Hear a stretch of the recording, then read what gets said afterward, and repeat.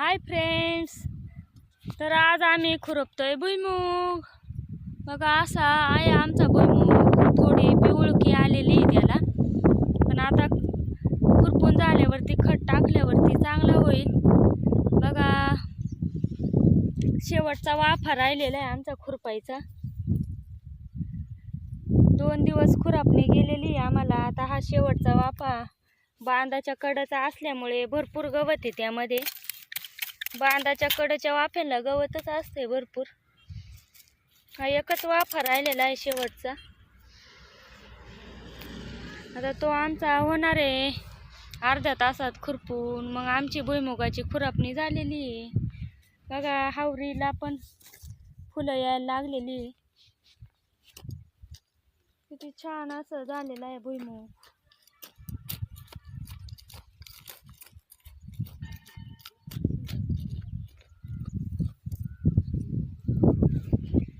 आता घेतो खुरपून, मग आमची सुट्टी होणार आहे कामाची.